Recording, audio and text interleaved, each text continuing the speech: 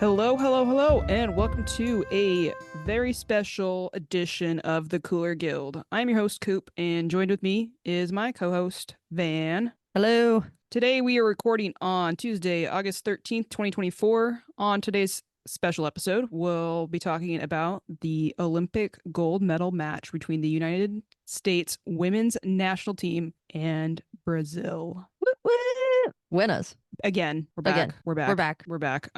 First we wanted to set out a little reminder. The Cooler Guild is part of the Sounder Heart Podcast Network. You can either listen to us on our public feed, or if you're a Sounder at Heart subscriber, on the private unified feed with the other podcasts on the network. If you'd like to become a subscriber, just visit our page at sounderatheart.com/the Cooler Guild. New subscribers get 10% off the normal rate, and you'll help support everything that we're doing here. All right, let's get into this. We have match recap. We won. I mean, when you have a final and you win it, what else is there to say? That's all that matters. That's the job. You got the job done. You won. Mission accomplished. Yeah, and we can, Emma Hayes, like the choices that she made in the group stage and then the subsequent games, there were questions. Definitely. Some annoyances too, I would say. Yeah, and I think that, if you win it all, you can't really, it's really hard to critique it. Yeah. Because it worked. It did. And especially with somebody who, like, that was her 10th game with this team. Yeah, the gold medal match was the 10th game. And she got it done. So, I think we were, the thing that I was questioning is like, why are you not rotating, whatever. But if you go and watch the post-game presser and stuff, I think it's very obvious that she didn't tap into everything she, hopes to tap into with this team. And I think that the lack of rotation that we saw was maybe her just choosing what she's comfortable with at this moment. Yeah, especially like being so green in the program. Oh, yeah. Yeah. It's a lot harder to maybe have confidence in those players that you haven't really seen a lot of. But yeah, hard to critique when you just won the gold medal match. I mean, we could definitely be annoyed. But, that's about all we can be is annoyed, and we'll be annoyed winners. So, yeah. But yeah, I mean, it looked like the U.S. looked good in the beginning of the match. And then Brazil did what Brazil does or had been doing for the entire tournament and kind of broke through. Alyssa Nair is a big part of why they weren't able to actually get anything in the net, though. Yeah, I mean, they were definitely offside in that, call that came back. So, yay, VAR. I know. And Germa got cooked on that. And I know it was offside and Germa was getting back, but Germa had eventually gotten back on that offside goal, and then she actually did get cooked. Yeah. And that was I think the first game that I've really seen her falter. Which is insane because she played every minute of every match at this Olympics. So, I'll give her some leeway for sure. I mean, compared to everyone else on the team, she made one mistake. No. If she's not wearing the armband for the next 5-10 years, I don't know who is. Yeah, it should definitely not be Lindsey Horan. Yeah, I don't know. Emma seems very sold on Lindsey Horan. I think it's obvious in the presser that she knows she didn't have a great tournament, but she did commend her on the leadership ability that she had with everybody off the field. And I think maybe that's a thing. While we can sit here and critique everything she did on the field, maybe what she brought out of other players we will never fully understand. And Emma Hayes was very, very she wanted to give that praise to Horan. Yeah, I mean, you could see in that presser that Horan knew that they won kind of in spite of her and not because of her. But those are things like you're talking about, the leadership that Hayes talked about. Those are things that you don't see from the outside fan perspective that really do affect teams. And so, I mean, that was the whole thing with, Megan Rapinoe and that whole squad, 2012 Olympics, all the World Cups. They were good players, but it was the things behind the scenes that really drew everybody in, got everybody on board with the equal pay lawsuit, that kind of stuff. Yeah. So, yeah, I mean, good for her. Again, they won, so maybe it's one of those things where if Horan doesn't step it up, I mean, maybe I'm hoping that because when she plays well, it is very appreciated. But maybe it's one of those things where if she's not figuring it out, she's also out of season. But what I'm thinking is it a shared captaincy, right? She subs on and then takes it, but Germa will be the other person part of it, a co-captaincy kind of thing. Yeah, we also don't know what kind of leadership Naomi Germa can bring. So yeah. Tough to say. I mean, it sounds like everybody on the team is, very aware of Naomi Girma's talent and everything that she does back there. So I wouldn't rule it out. And kind of what she's accomplished in her short careers is impressive. Yeah. Getting that starting job back there, getting this gold medal in large part due to the defensive efforts of this team. Yeah. I mean, Nair saved the team twice. Yeah, must save situations, like last minute stuff. The semifinal, that last minute save that she got there. I still think that was offside. Okay. And also not very pretty. She like did a star jump. Yeah, I would say like sometimes Alyssa, she just like does things in like the messiest ways at times. Yeah. But then she does come up with these saves out of nowhere, seemingly. Like the what was the last, she had like a really firm hand on that last save. Yeah, it was incredible. I mean, yeah. first point I would make about that is her positioning. Mm-hmm. She came off to cut down the angle, mm-hmm. which is why she was able to have such a big hand on the ball. I mean, she pretty much like a cat just kind of pawed it out of the air and got almost a whole hand to it, where she was able to kind of fling it back in and get it cleared. Because if you put that ball, if you parry it kind of behind you, somebody's gonna run onto that. So yeah, incredible. She was my player of the match. But Mal Swanson, I know, what a comeback! Incredible. I mean, a storybook ending, right? Like this is, you couldn't have written a better story about her, from like how everything had ended for her, how the team looked without her, the moment she went down before the World Cup, and then she gets her chance back and she's just better than she's ever looked before. Yeah. Game changer for the team, gets everybody else around her looking better. Between the three of them, as this has been pointed out all over media, 10 goals out of 12 goals between the three, the triple espresso. Triple espresso, that's what they want to be called. And that was her 100th cap. She gets the game-winning goal. Incredible. There are some questions, I would say. Was Sophia Smith in an offside position, and did she affect the play? Yeah, those calls are very scattered, I feel like. Sometimes they call them. And I do wonder, because Corbin Albert played the ball through, and it could have gone to Sophia Smith or Mal Swanson. And Sophia Smith, to her credit and to Swanson's credit, they recognized that she was offside. So Swanson got the ball, but Smith kept running. Yeah. And kind of Smith went kind of far post. And I have to wonder if she hadn't gone far post, if the goalkeeper would have taken a different position. Well, and the defenders, right? Because the defenders were trying to keep up with her as well, because she was making a slight run at, a little bit forward, so they were trying to keep up and mark her. So like they gave up, right? Like they were with her and they didn't just go to the only player that they thought was onside. It was scattered for them to try to defend who was going forward. Yeah. So that's the part where I'm also hung up on.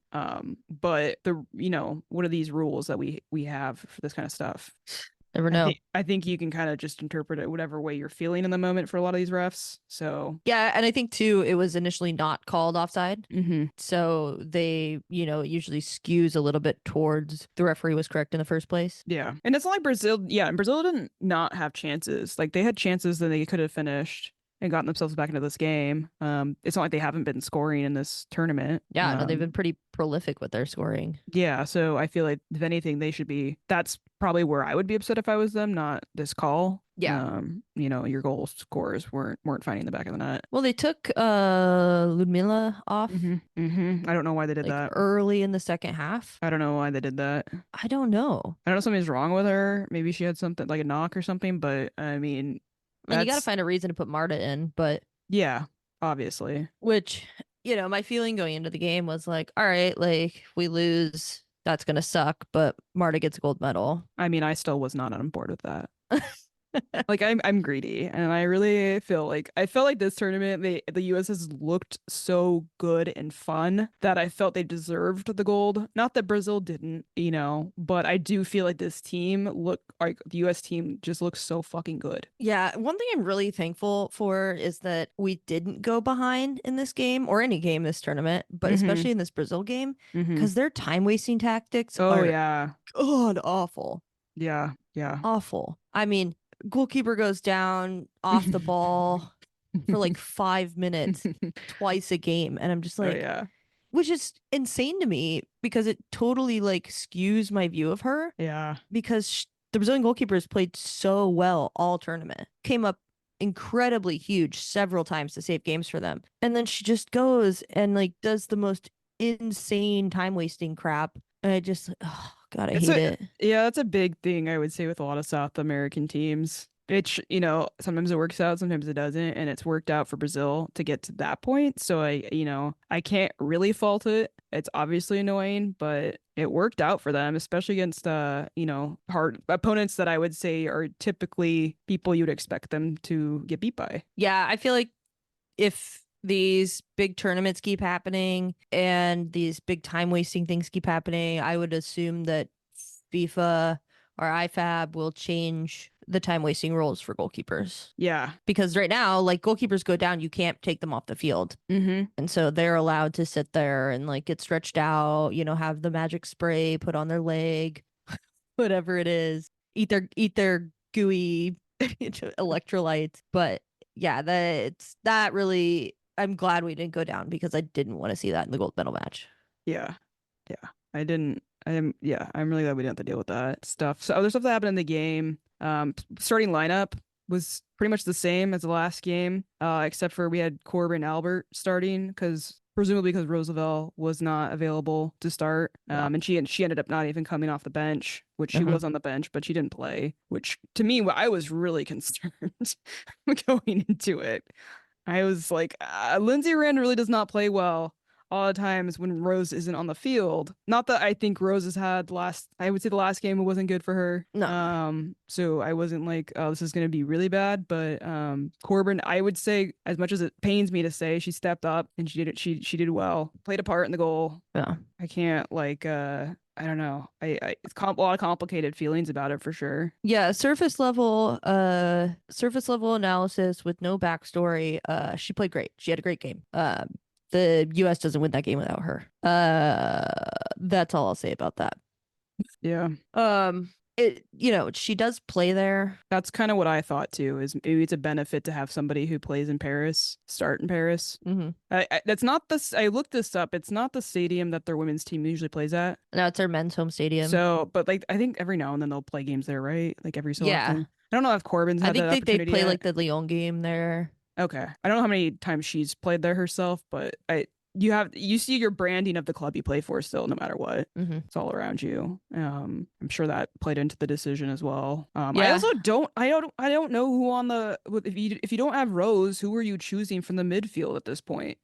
No one. Yeah. I mean, Croy Bethune, but it doesn't seem like Hayes has a lot of confidence in her. I mean, no. The midfield is Corbin Albert's contributions, other than the assist, were mostly defensive. And otherwise, our midfield three, I don't know where the hell they were, like the entire first half of the game. Yeah, you had a funny tweet about Bernie Sanders. What was it? I was sitting there watching the game and I was like, where is our midfield? And I was like, it just popped into my head. I'm once again asking, where is our midfield? Where's our midfield? So I made a Bernie meme about it, put it on Twitter, my most liked tweet of all time. It was a good tweet. Yeah, so like I want to sit here and critique the midfield, but we won, so. But I do think that's going to be an issue in a tournament that's not so quick, right? Or where there's more depth, because we don't have that. No, we're really missing that six, and I think you have to find a way to get Sonnet into the six. Mm-hmm. Subbing her in the back line, it works until it doesn't. It's not her best position. No, it's not. And you shouldn't have players not in their best positions on the field.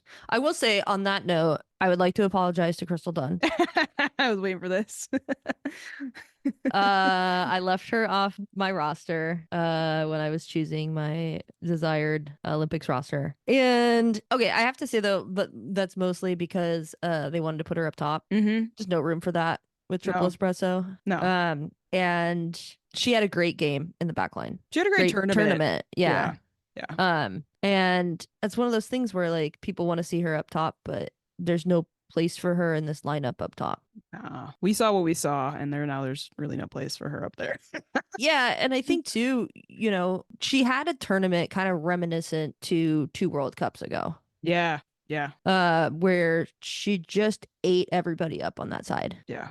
And she was really good at creating opportunities up top, getting like really diving into that left wing back position and flying up, creating opportunities. So apologies to you, Crystal Dunn. But to be fair, she had a terrible World Cup before this. Yeah, she did. She had a terrible World Cup. But between her and Emily Fox, oh yeah, absolute just dominance on the outside, the back line. Emily Fox had an incredible tournament too. Yeah, I didn't know what to expect from her. I think we she went to Arsenal, right? And so I feel like we haven't been able to follow her as easily, at least stateside. And if you're not an Arsenal fan, checking in every week, whatever. But I feel like when maybe we've seen her in the last like year or so, it's been like, I don't know if the Arsenal move has been the right move or not. It was. This is working out. This is working out great. This is working out great for us. My favorite moment of hers in the final was when she absolutely bodied that Brazilian player and then just like took the ball around her. Yeah, she has moves that I didn't know she had in her. Yeah, and she's a smart player. Her positioning is always, she's always thinking ahead. Yeah. So backline, no notes. Do we want to shout out Sam Coffey as well? Why? I mean, she held it down on that position, I would say, for the most part. You're not into it? You're not into it? No. Okay, great. How many contributions do you think she had? Listen, I just wanted to throw it out there because we're Rain fans, right? Do we want to find a moment to like call the weak point? Because I've been giving shit to Noah about Sam Coffey because he's a fellow Penn State alumni. Noah over at Lobbing Scorchers. She had a really bad game, like what, like 2 games ago.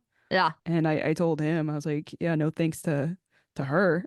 He's like, she used to ball out at Penn State, and I was just not like, my Nittany Lion. I don't even know what that reference means. It's their mascot. Listen, you're talking to somebody who did not go into that world. All right. Yeah. I had a player on my W League team that played for Penn State. So. Okay. I mean, the people seem so like sold on her. I don't know if I'm missing something. I feel like she was solid. I will say, like, I don't think she had any major issues. Yeah. I mean, nothing causational for sure, but there's gotta be players that can contribute more than that. Well, the issue was, I remember the issue. She got like a fucking yellow card early on the game, and then Emma Hayes just kept her on. She didn't get a yellow card, whatever. And then the next game she comes on, and she gets another card, and that put her out the next game. That's where I'm stuck. Like, do we blame Emma Hayes or do we blame Coffey? Because it seems Coffey is like well prepared to play on a yellow, right? And she can go the rest of the game without getting one. So why are you getting one? The game that can put you out the next game. And then the other thing, if you get a player out because of yellow card accumulation, you don't get to bring in like one of the players off of the reserves, right? Or the alternates or whatever they're called. You're just down a fucking player. So then you're losing the little depth that you already have. I'm saying this, we already won, so I guess it doesn't fucking matter. That was like my one qualm with her, that like was like I didn't see anybody else kind of make something like that big of an error. And was that on Emma Hayes or was it on Sam Coffey? I don't know. Maybe it's both. Yeah, could be both. It's just not a smart decision to leave a player on a yellow when your cards don't reset. A lot of faith put in her by Emma Hayes though. So yeah, I mean, it worked. We can bitch about it all we want, but it worked. I didn't think we were going into this. I didn't think we would lose the game. I felt good about it. It was a little concerning because our ability to finish chances wasn't as good as the first Germany game. Yeah, but that's also a group stage match, different stakes. Yeah, but since that game, we hadn't really been able to put away. Yeah, but I still think if it's a group stage versus a one-time knockout, you're gonna see different defensive looks from teams. So true. I just think it's gonna be more difficult to break through. But yeah, you would think. I mean, our front three are so threatening that I did think we would get a little bit more. Yeah, and there were opportunities. They just got unlucky at times. Yeah. You want to take a little break before we get into the rest of it? Yeah, let's take a little break. Get a word from our sponsor. We'll be right back.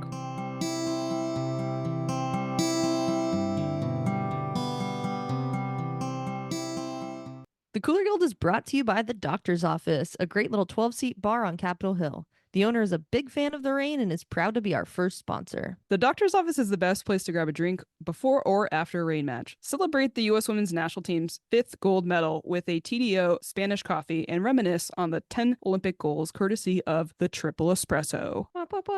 Check out their Instagram at TDO Seattle, or better yet, go drink there in person. Cheers! Cheers! Blake!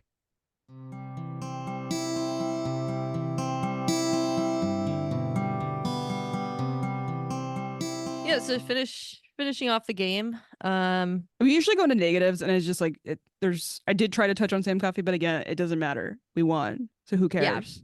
Yeah, I mean, I think you can touch on it as far as like the future of the program. Sure. And going into, the next phase of this team, because we knew it was going to be a pretty quick turnaround after, Chelsea's season was over, and so Emma Hayes comes in. They've been under Twyla Kilgore and been kind of fine, not great, but fine. And then Hayes coming in and testing some things out.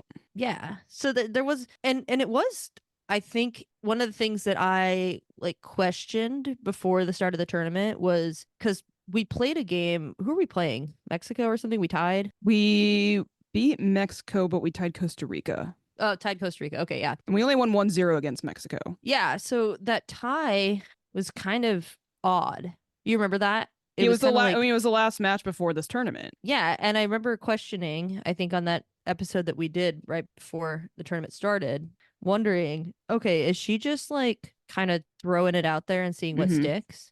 And, maybe she has the soccer IQ to do that and then come into this tournament and absolutely ball out. And that's exactly what happened. I think she also like had a very good understanding of like, I mean, I said this tournament was long. I would say I thought that because of the way she was using players, because they were having to play like every fucking game, right? Yeah.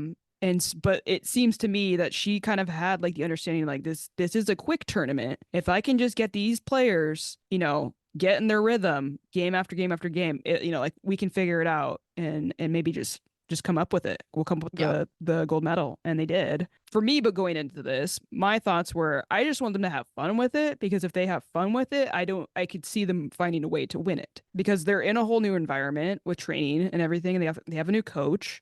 They've brought in some like fun young, like young players. And now it feels like they're finally the tides are changing with the front forward system. And I was excited to see that. So I just wanted them to have fun. Yeah. And based on the post presser, this is exactly what happened. Yeah, it seemed like it. I mean, there was one point, was it just after the group stage where that video came out, and Emma Hayes was like, yeah, I ordered somebody to come in and like do your nails. So you're gonna have like a nail day tomorrow. Yeah. And they're like, just are you serious? Yeah. She's like, yeah, I wanted to do that for you guys. Perfect. I also love how she's doing this in her like her British accent's like so like it's extra funny to me. Yeah, and the way that she talks about America and how much she loves the United States. I know. She came in with like the best vibes. And before this, she was just like, I can't stop smiling since I've been here. It seems like she just carried that into this. Yeah. Which is fucking rad. Yeah. And then her, post game interview, like right after the game, they're asking her like, what does this mean to you? And she was like, America made me. And I was just like, oh my God, am I feeling patriotic?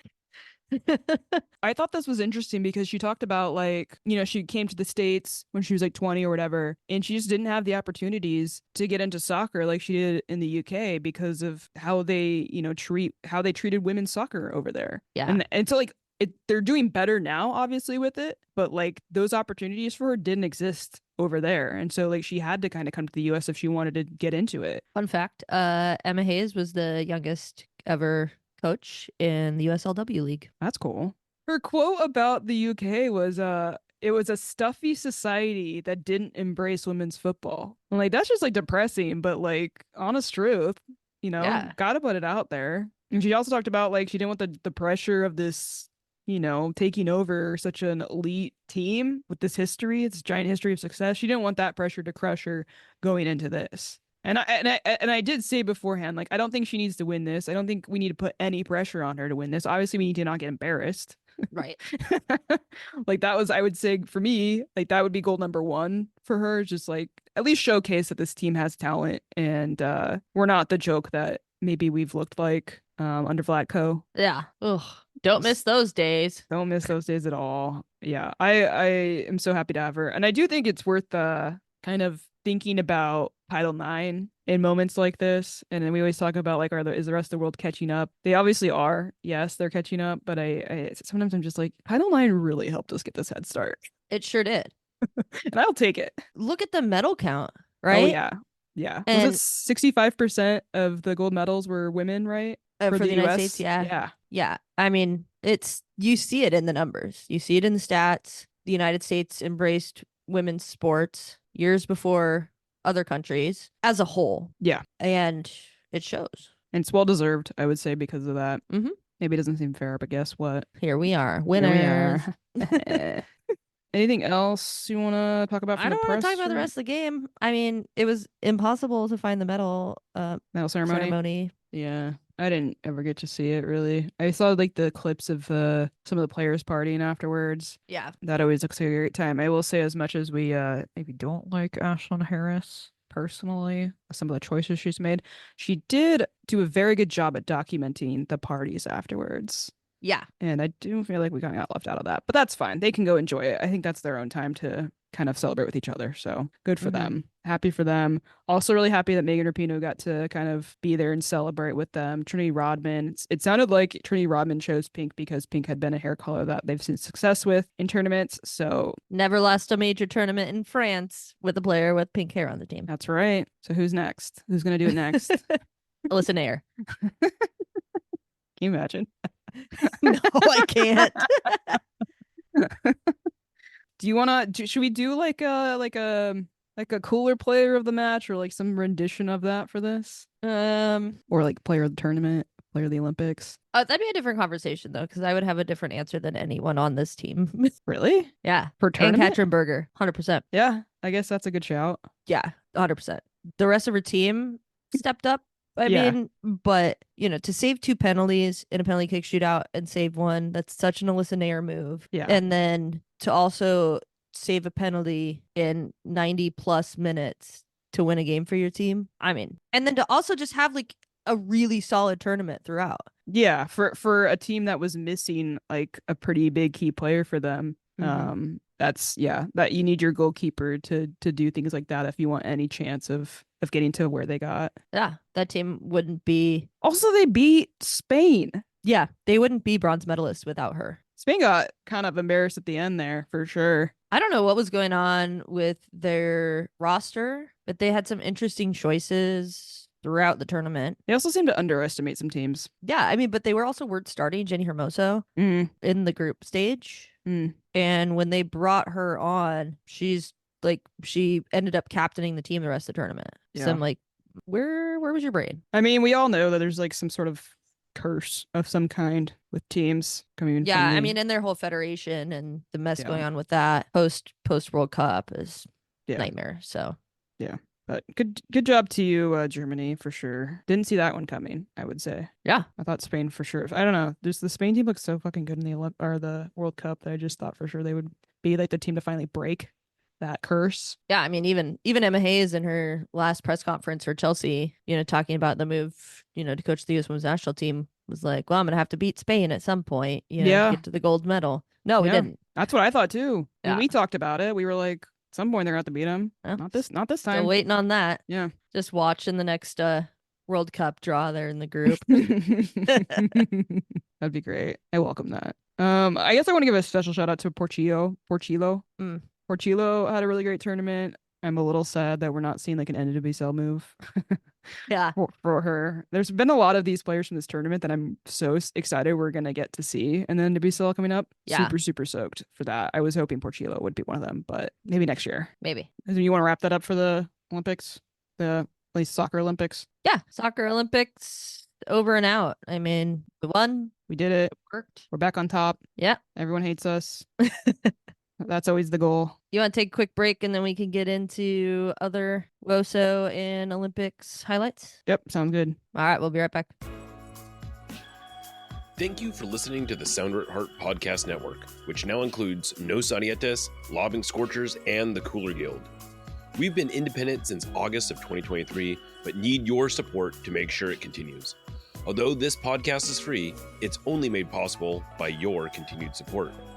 Memberships start as low as $25 a year, which not only helps make podcasts like this one happen, but also gets you access to everything we produce. If you're able to support us at higher levels, starting at $75 a year, you gain access to a host of other perks, most notably entry into our members-only Discord, where the smartest, funniest, and most engaged commenters share their thoughts and ideas.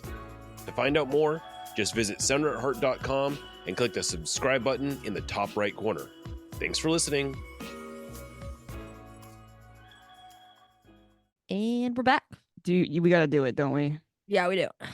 Corbin Albert. So just a little backstory if you're unfamiliar with the controversy surrounding Corbin Albert.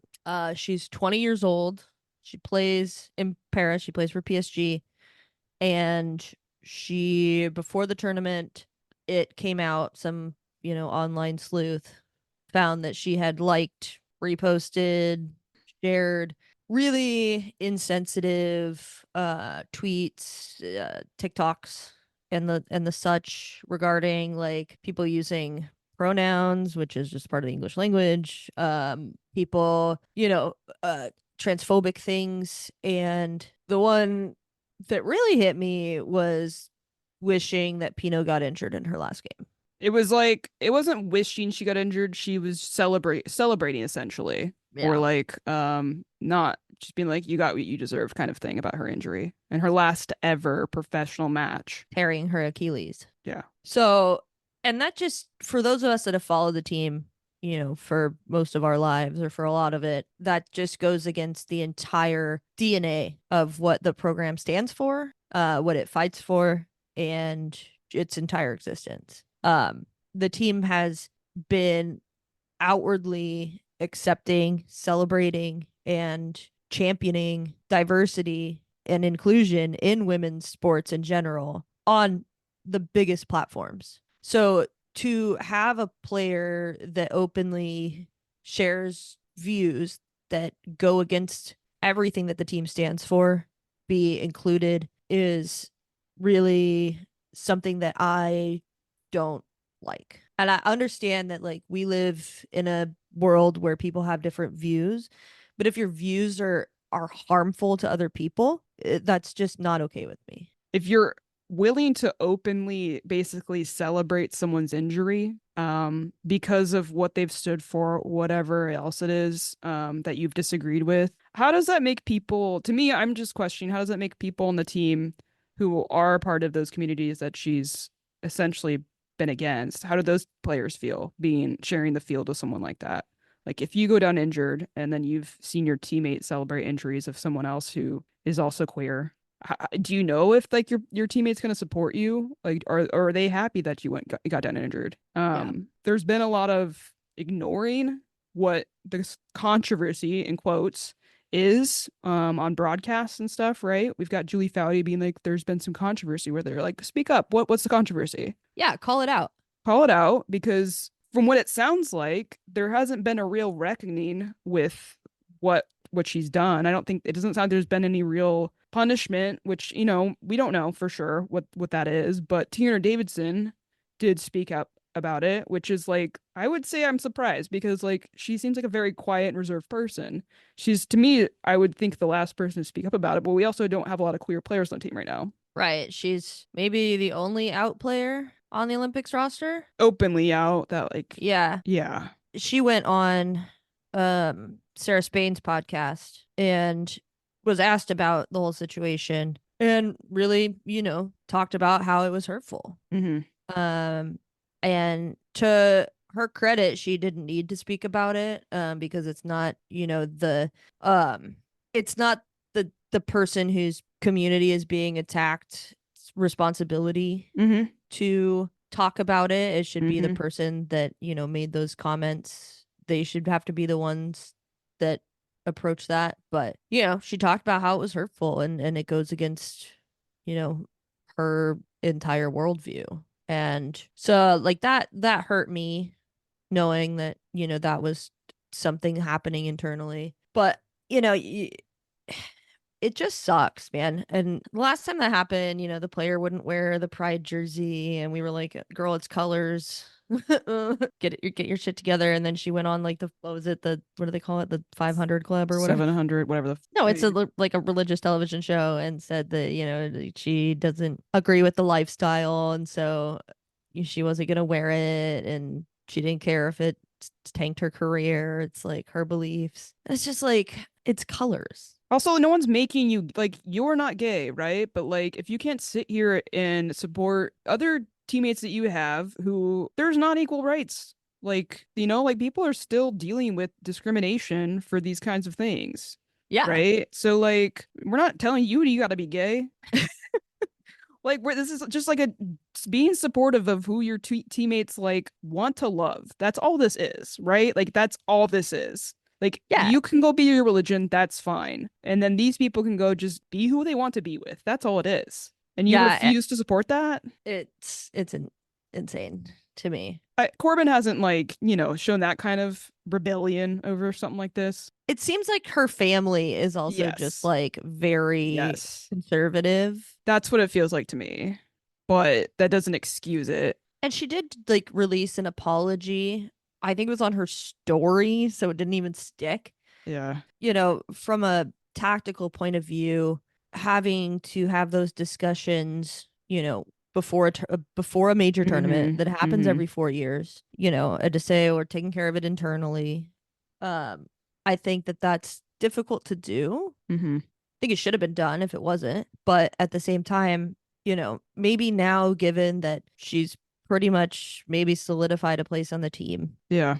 She's got a gold medal. Maybe now we can really put the pressure on her. Yeah. Yeah. I don't know. We'll see. We'll see what happens. She's also 20 years old. I mean, youth is not an excuse for bigotry, but it does offer growth opportunities, I feel like. We shouldn't read too much into things we don't actually understand or know, but there was a few clips of her trying to maybe like high five players as she's subbing on for one of the games, and some people maybe aren't as I don't know, happy to sub out to like with greeting her. Emily Fox, the GOAT.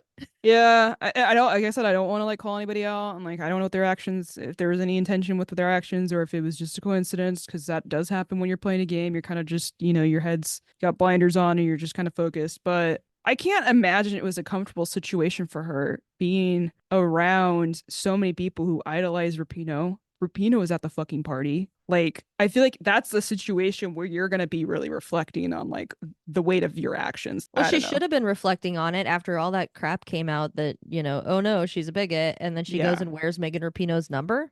Yeah. Girl, no. Like, that's the thing that I just truly do not understand, is just like Rapinoe has done so much fucking work for someone to just go and like we know the kind of people that do not like Rapinoe. That's, you know what I mean? Like, she's not here to make everybody comfortable. She is here to piss certain people off with the things that she stands up for. Like, for her to be on that side of those people, it's just like, this doesn't seem like the right fit for this team. Yeah. But the only thing working for her right now is her age, and hoping that we see some sort of change. Because I can tell you right now, if she wants to go and post these things or say these things and someone finds out about it again, I don't think it's going to go down, as like it did this one time. So yeah, no, I would agree. The other thing I want to say about that is I'm getting a little annoyed and I don't think it's the queer community's responsibility to sit here and, police this, or we're really the only ones who are to talk about it. But I think it's really not cool for hetero cis people to say, like, I don't think it was that big of a deal what she did, and we can move on from it. Yeah, I just kind of glaze over it. I don't think people should be chiming in and saying those kinds of things. I don't think that's your place. No, especially when you're not the affected community. You have no idea. It's just so it's so irresponsible to just try to give someone a pass for our community. There's so much more nuances in the women's soccer that I just like inherently men aren't gonna maybe always understand, but like Julie Foudy's also been guilty of just like not really acknowledging this situation, or if she does, she's just like, oh, Corbin Albert's still really great, and I'm just like, you still haven't really talked about what she did. I'm fine if she's on a panel, I'll take it. Maybe a halftime panel. Yeah, I don't want to hear her the entire game. We need some fresh voices. The game's changed. Yeah. We just need to talk about Corbin Albert because we haven't yet. We've been avoiding it because it's not an easy thing to talk about. Yeah. We'll keep you updated on any changes. I guess. If there are any. Your resident lesbians. Yep. Other Olympics stuff you want to talk about? Well, I'm currently still injured, but I am a runner in theory. Not a fast runner, but I do like running. So I wanted to talk about Nikki Hiltz, non-binary runner representing the United States. Really great person to follow on TikTok if you're into that. Very fun. They got to compete in the 1500 meter and they got to the final, which is crazy because Olympic running is just like, I can't fathom being fast enough to run in the Olympics. But they got, what was it, 7th place in that? So like 7th best in the world at the 1500, which is like a mile-ish. Pretty cool. Pretty cool to see someone represented like that too in the Olympics. Was hoping maybe they could sneak a win, but that wasn't going to happen, I guess. No, that was a tough race. Which one do you want to highlight from the Olympics? I want to talk about how miraculously the U.S. women's basketball team won the gold medal for the 5th time without Caitlin Clark. People are so mad that she was like, quote unquote, left off the roster. And it's like, they don't need her. Anyone who thinks that doesn't know a lot about like basketball, like women's basketball, that's like very obvious at this point. Yeah. They did it. It was a nervy ending. Yeah. But they did it. So didn't they win 8? Their 5th one in a row. Okay. Because Taurasi played this game just so she was. I mean, I think she would have been obviously wanting to go to this Olympics, but it almost seems like she's been not retiring just so she can stick it to Sue. Yeah. What did she say after the game? She said, "Oh, Sue and I had the same amount of points in this game." But she's got one more than Sue does in the gold medal, so good for her. I love watching Taurasi play. I know. Jewel Lloyd. I really enjoyed her mom's photos that she posted on Twitter throughout the tournament. Oh, I miss those. I follow her mom. I think you've sent me stuff about her mom like before. Yeah, Gwendolyn Lloyd. Oh, okay. Congratulations once again. We are the best country at women's sports. Shout out Olympics gold medal American women. Sha'Carri. I love her. I love everything. I love everything about her. I know. Sha'Carri's great. Shout out Katie Ledecky. Oh, shout out that one cyclist. Oh yeah, that was a random one. Yeah, who wasn't even supposed to do the road race. Mm-hmm. She came for like the indoor track cycling, and somebody got injured, so they put her in the road race, and then she won gold. Yeah. And then she hadn't even like started like cycling professionally until like 5 years ago. Granted, she was a venture capitalist, so like we don't love that. Wasn't she like from Alaska and then like moved to New York or something? And that's when she started cycling? Yeah. I didn't know she was a venture capitalist. Yeah, she is. That's something of note. Don't love that. Yeah. Here's the 400-meter hurdle. We got McLaughlin.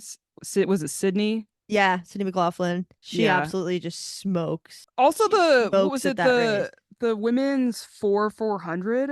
Yeah, 4x4 was nuts. Because she smoked everybody, and that's not. She runs with hurdles usually, and but she also runs hurdles faster than like all but like 3 runners actually run the 400. She has like the world records, like multiple world records. Yeah, I love that the like women they've got right now running for the U.S. I know, so they good. seem like a great time. It was a really good Olympics. I had a lot of fun. I'm sad it's over. Paralympics gonna be starting. At least there's that. Oh yeah. I got really into goalball in the last Olympics. What's goalball?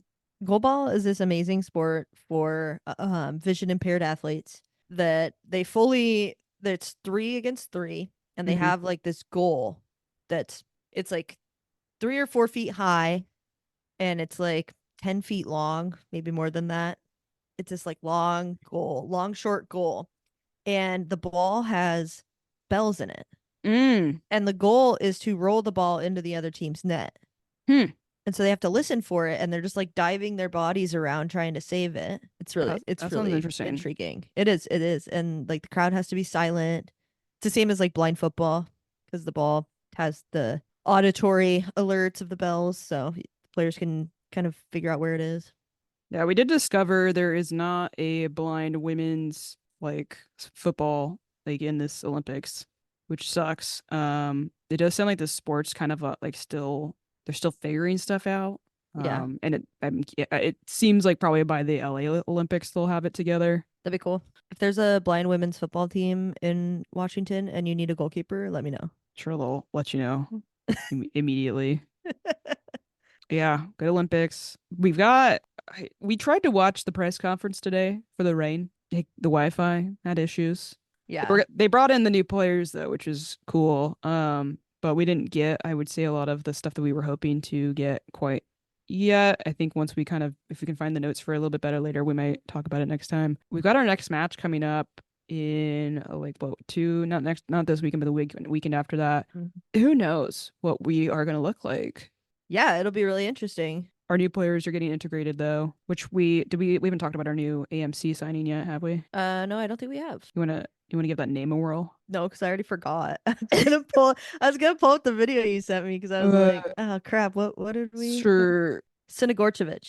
Nailed it. I think I'm a little more excited about her maybe than I initially was, or at least I'm optimistic about what she can bring to the team. Look, she looks like a good time. We need somebody that like brings some like joy back to this team. Yeah. I mean, we can't ignore the fact that like our best player for the Reign was Rapinoe in her senior years. Yeah. Is that what we've been missing? Is someone who's kind of gone through their career and played in big clubs and big moments. You know, she played for Barcelona. She played in Champions League. She won Champions League. Like, I think maybe we need to give that a little bit more weight. Yeah. Than initially, you know, signing an older player. It's like, oh man, you know, but could be what we're missing. We'll remain optimistic, I guess. God damn it. What? It's just like I'm trying to channel what you have, and it doesn't feel authentic. My absolute optimism. I do have a little more optimism. It's annoying because when we tuned into the press conference, the part they were about to get to was like the issues that we had been having with our signings and getting players in with the sale not being complete, and we were about to finally get answers about like what the vision might be and all that shit. Now that's been over. We don't know still. I don't know still, but yeah, I think we got a little bit of insight into like the youth signings, and that was something that Laura Harvey's been wanting to do for a long time. So we got those signings now. And yeah, that's a thing. Like I think there's always going to be questions when you sign, you know, a younger player. I'm not talking youth, I'm talking younger, like, right, you get a 23-year-old in there or something, you know, supposed to be in the prime of their career, and then they come in and they don't really perform, and you're like, oh crap, like, did we just waste that? Yeah. Whereas, you know, you get a 33-year-old, you pretty much know what you're getting. Yeah, we'll have to give them some slack, I think, but they also know how bad we are right now in the standings. So yeah, we have like several weeks. We've had several weeks to try to figure some things out and maybe get some chemistry building. So we'll find out that a little bit. Unfortunately, we're playing the Carolina Courage, which is never a good opponent for us. No, never. Absolutely never. Like pretty much never. Rapinoe will be in the house, so maybe that'll be a little bit of a boost for us. Sunday, August 25th. Well, and the crowd will be big. They opened up some on the other side, right? Now? Yep. So we got more seats opening up. You and I will be there. Party. Yeah. So I think once they find out we're there, they'll win. I'm sure. I'm sure of it. I know the pressure's, you know, always gets amped up when your two favorite podcast hosts of the only weekly podcast of your team is they are in attendance. So yep. So buy your tickets for that. We've got like a special link with Sounder at Heart has a special link for Reign tickets, and it helps you kind of avoid the Ticketmaster fees. Everyone loves that. Yeah. And then you also like help fund Sounder at Heart because Sounder at Heart gets like a certain percentage of that ticket sale as well. I'll like pin a post with the link for that in our Twitter. And then if you just want to Sounder at Heart to find it, it's sounderatheart.com, and then go to the shop page and there'll be a link in there for the Reign tickets and all that stuff. So that's how I bought my tickets. Super easy to do. You can kind of like filter out stuff on there to find the sections you want to go to. But tickets are definitely starting to they're kind of flying out. They're flying. So it's like your one time to really see like the last big celebration for Rapinoe, I would say, related to Reign specifically. So I don't think anyone would want to miss it who's a Reign fan. It's gonna be a fun time. I mean, games right after major tournaments where your team does well, you know, when you come back to domestic leagues, it's always a fun time. We might look into doing like a mailbag situation. We still gotta get details figured out for that. We might try to see if there's anyone from the Ride of the Valkyries that we might want to bring on to kind of help with some of that stuff. Trying to get people more involved with everything, kind of, I don't know, talk about things people want to talk about and hear about. Yeah, make sure you follow us on Twitter and Instagram at Cooler Guild Pod. You can send us an email. We love emails. Our email is thecoolerguild@gmail.com. And find us at sounderatheart.com/thecoolerguild. Rate 5 stars wherever you listen. Till next time. Bye. Bye.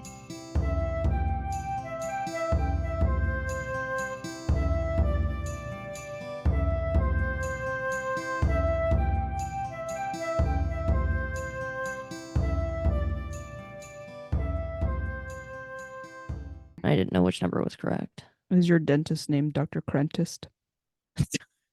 No.